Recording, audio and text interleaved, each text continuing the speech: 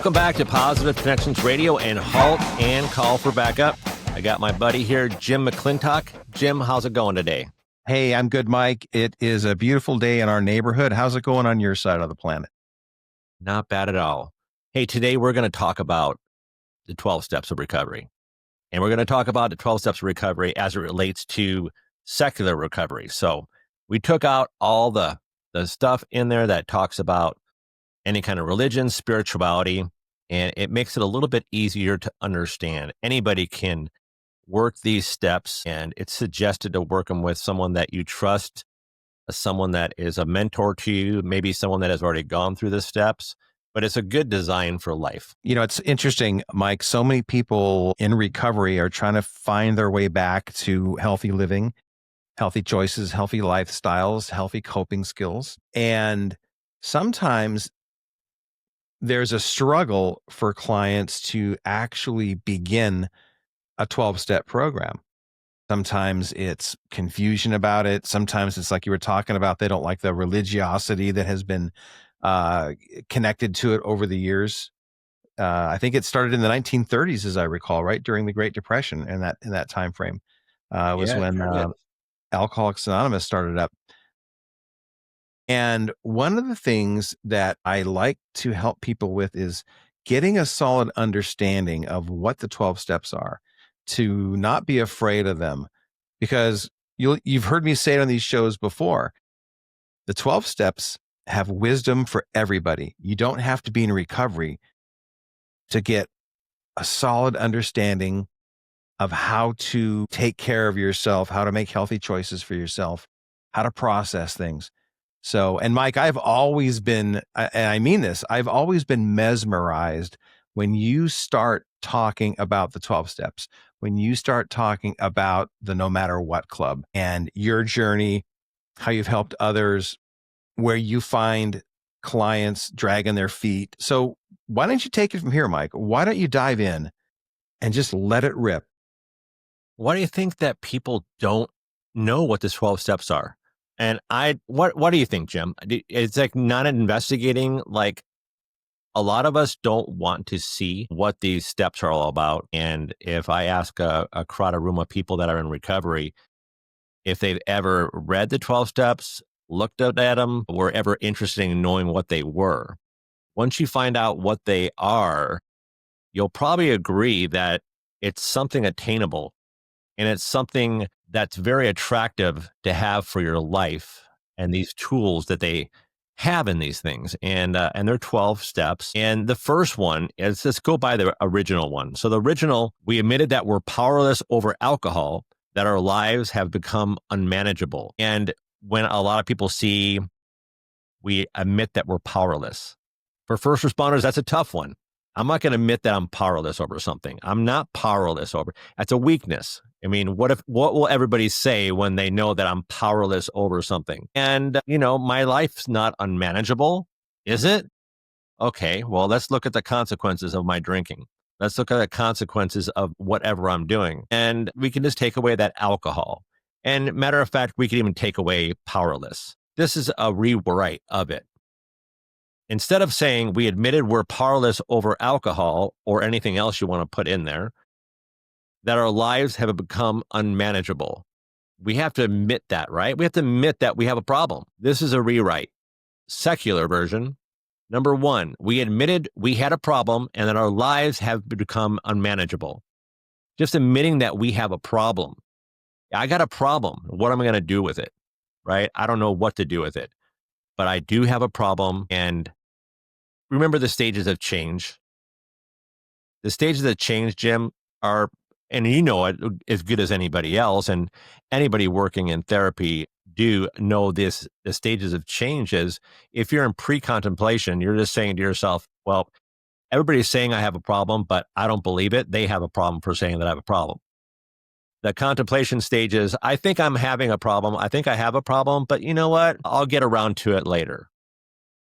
And then when you start preparing yourself for recovery, doesn't mean that you've made any action steps to it yet, but you said, okay, I need to get some help. Let me get some phone numbers here. Let me get some therapist numbers. You haven't made the call yet, but when you make that call, when you actually get off that seat and talk to somebody, meet with somebody about what is going on with you. You find out that you're not alone. And hopefully you'll get into the working stages of the stages of change where you're actually doing the work and you're working a positive program of recovery. And just remember, it takes time. So if we can just get through step number one, admitting that we have a problem and that our lives have become unmanageable. If your life's unmanageable and you think you have a problem, there you go. That's all you need.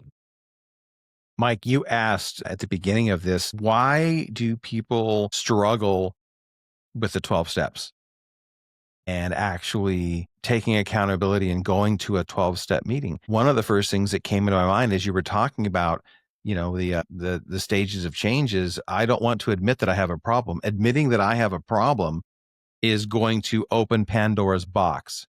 Yep. And I'm going to see everything that's gone sideways in my life. And maybe I've done my best to put all my fingers in the dikes of this freaking dam to keep my world from imploding on me. But it's imploding nonetheless. But I refuse to ask for help. I refuse to check out the meetings. Mike, what was it you said a couple of podcasts ago about when you make a judgment on something that you know nothing about? You said something so profound about contempt prior to investigation. You nailed it. Give that man a prize. All right. Dive deeper, Mike. Contempt before investigation. You ask a client, you should consider going to 12 steps and getting involved in AA or whatever group. And they just press back. That's not for me. That's not for me. Very common. Nope, I'm not going to do it. I went to one group once and I didn't like it. It doesn't work. This person did that. That person did that. This person did this. Oh, what about you? I mean, did you really try it? Or you just don't know anything about it? If I condemn it before I investigate it, it's contempt prior to investigation. I have all the tools at my fingertips to research things, right? We all do. We're all investigators now with the internet and Google and all these chat GPT and all that other stuff. So AI is everywhere and you can actually look up things now. So I would highly suggest that everybody just looks at it. Why not? You're on TikTok, you're on Instagram, you're on Facebook, you're doing all these things, distracting ourselves with daily things and funny things and crazy things. And why not just take 5 minutes and look it up? And if we are already making our opinion based on what others say about it, and we're not doing our own investigation, we're not really on that path to self-reflection and getting down deep. Like Jim, we always talk about, like, let's go deep on this. Let's uncover some things that we might have not have known it before. And look at this. Let's not condemn it before we investigate it. And even after we investigate it, we might turn away from it. And I know, because I went through that also, and I had no idea what the 12 steps of anything was before when I was a police officer. And when I did finally find out what they were, I felt a little stupid. I did. I felt like my life got to this point before I was able to even look and see what those steps were. And thank God I did, because that was a spiritual awakening for me. And I never looked back. I peeked back a few times and I worked on myself, but I've never looked back from my recovery. I know that I could do it. I'm going to get through this. And I did. And look at us now. We're giving it back to other people, just simple information, simple suggestions to help your life and make life happier for you and your family members. And build your sober support. Get your sober support wolf pack going. So you have people to call and reach out to or do things with. At some point, we'll be doing another holiday episode of HALT, Call for Backup, preparing for things and having people to attend dinners with, go do healthy recreational activities with. Call if you're just having an off day. Mike, do you remember who encouraged you to go to your first 12-step meeting? And do you remember what it was like for you when you first walked in to that meeting? God, Jim, that's a great question. Thank you for that. Yeah, I do remember. I do remember. It was a Saturday night in 2012, January 19th, 20, January 21, 2012. And I went to stay with my brother. And this is right before I went into academy number 3, my first rehab, my first 28-day program. And I went to my brother's house, and him and his wife, they took me out because we're going to take you to a meeting. And I had no idea. I've heard about meetings before, Alcoholics Anonymous, Narcotics Anonymous, whatever it was. It wasn't for me before, but they drove me to a place in LA, North Hollywood, and the place looked like, I need to go back there, but it was like what I remember it as, like a wooden clubhouse. And there was a bunch of motorcycles, a bunch of Harleys out front. It looked like a roadhouse. It looked like a biker den, basically. And I went in there, I walked in there, they took off. We'll meet you in an hour or whatever it was. I think it was an hour meeting. And I walked in there, and there was probably about 15 men. It was a stag meeting. They call a stag a men's meeting. And they're all just sort of sitting around in a circle. And, I took a seat outside the circle. I had no idea what I've never been to a meeting before. I had no idea what I was involved in, but I just knew I needed help. And I knew that these guys probably would understand. And of course, they had their Harley gear on and their leathers, and it wasn't intimidating to me. I felt very comfortable with them there, and they all seemed very sober, very intelligent, and they started the meeting. And they started talking about things I've never heard before, serenity prayers, and I've never heard before. God grant me the serenity to accept the things I cannot change, the courage to change the things I can, and the wisdom to know the difference. Never heard that before. I was sort of freaked out a little bit, and I just sat back. And I remember the leader looked at me a few times, and I didn't share. I don't remember sharing. And the meeting went, and I think I said something at the very end. Someone asked me to share. I think I said something like, "Yeah, I'm just here. This is my very first meeting." And they said, "Oh, well, I'm glad you're here. Keep coming back." And that was it. That was a really great experience that I ever had been to a meeting before. And when we talk about the steps too, I had no idea what the steps were. But at that time, I had seen it before because I was in a detox beforehand. So this is where I first discovered the steps. And then I went to a meeting, and it was great. But when you talk about the steps, there's a lot of times don't want, we might have a contempt prior investigation when we think it's a cult. We think it's an organized religion. We think someone's making a bunch of money, and they're holding these meetings and collecting their money, and we're all getting hosed for it. And that is not the case at all. And so a lot of us might have a problem with the word God or having higher power or anything, that's because it was born out of the 30s, right? It was born out of religion anyway, Catholicism, that what led it up to there. So that's why I wanted to make it secular. So it's open to anybody. There's no excuse not to read this and try to follow this in your life. Admitting that, Mike, yeah, I got a problem and my life is unmanageable. Where do I go, Jim? Where do I go from here? So, Mike, there you are. You've attended your first 12-step meeting, and you said something really amazing, really fascinating that I picked up on. That was your third academy when you went to detox. Hmm. What were the first two? The first one was the police academy. What was the second one? Well, the first one was my reserve academy. I went through that. So I went through a 6-month reserve academy, and then I went to a full-time academy. So every time I look back at going through that 28-day rehab, I sometimes I say academy. So I would say it's my third academy, basically. This is my academy of life, how I learned the structure of where my life can go. And I had a lucky opportunity to start all over. And it was devastating. It was surreal. It was horrible. It was embarrassing. It was shameful. I was guilty, regretful, the woulda, coulda, shouldas, addicted. So yeah, I own up to it. I was that person. I was that at the end of their first life where they built and trying to figure out what was happening at the moment and then where my life was going to in the future. And I just said, I'm starting a new life. This is my chance to restart, and it's gonna be hard.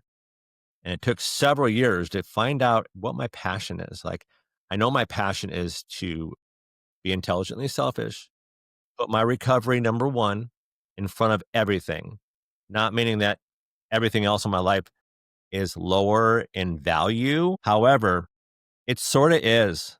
It sort of is because if I put anything in front of my recovery is not one, my recovery is two. And pretty soon it's going to be three, four, five, and it's going to be at the end of my list. And I'm going to stop going to meetings. I'm going to stop doing podcasts. I'm going to stop having outside support groups, right? I'm going to stop going to therapy. Why even go to work then? Why even work with first responders if I just like put everything in front of it? I lose that connection. And I try to stay connected on the daily. I do. I really do. So it's a process, and it's just making that decision to say, okay, I'm ready to do the work.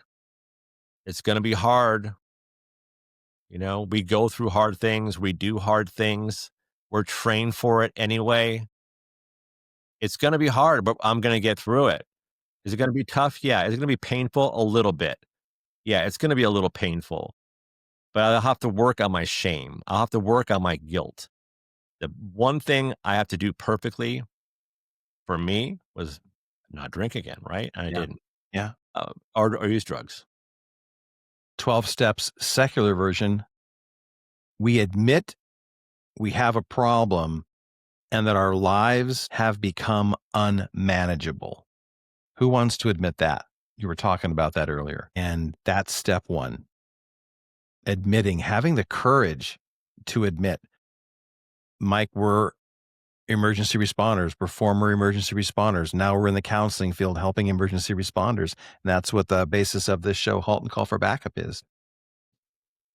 I had someone coming up to me recently, and they got into recovery for the very first time.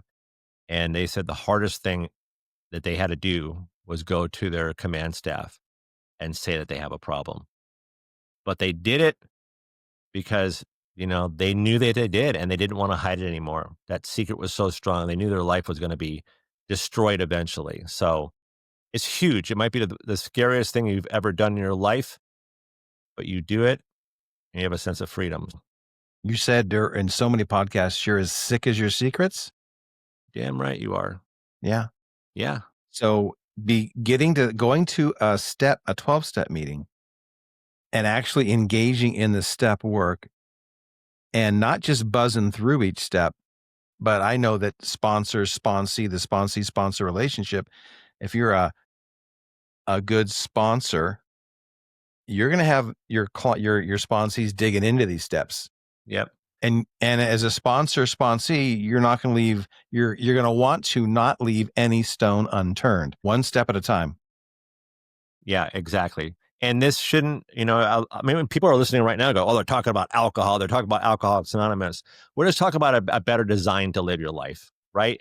Put anything else in there. You can put mental health issues. I mean, there's more than 250 subsets of the 12-step program that first started in the 1930s, and they're everywhere. It's just it's a good framework. There's other recovery programs out there. There's refuge recovery. There's smart recovery. There's celebrate recovery. It's held in churches. If you're a real good church goer, then that probably fit for you. But do something. Something has become unmanageable. Is it your temperament? Are you walking around angry? Are you getting into fights? How's your relationships? How's your friendships? How's your relationship with your parents or siblings? How's your relationship with your husband and wife? It can be anything. That's why you're always going to hear me say the 12 steps are wisdom, and they are across the board for everybody. Some of the smartest clinicians I've ever worked with, myself included, went through the 12 steps. I'm a normie. And those who are in addiction know what that stands for. It's an old-fashioned term for a person who's not struggling with addiction. And I found the value of going through the step work. We'll talk about step 4 and step 9 some other time, but that's generally where people drag their feet because you have to even get more vulnerable. 100%. Take a look at the people you have really damaged in life. But back to step 1, Mike. What does it take for a person to get to the point where you admit you have a problem and that your lives have become unmanageable. When do we see people getting into recovery? When they've crashed and burned for the 10th, 12th, 13th time. Why not realize it before you get there or after the first one? That's a great question, Jim. Dropping that control and just saying, I surrender. Let's do it. It's admitting that we're wrong. It's a tough thing to do, especially for first responders, but just general people. It's like, it's hard to say that. It's like a defeat, but it is not. It's opposite of that. It's a victory. You have the courage to ask for help. You put your hand out, there'll be 5 hands ready to grab you and pull you in, man. We're waiting for you. So we'll go on the next podcast. We'll talk about all the steps. We'll go through them all, and hope to hear back from you guys. Jim, want to take us home?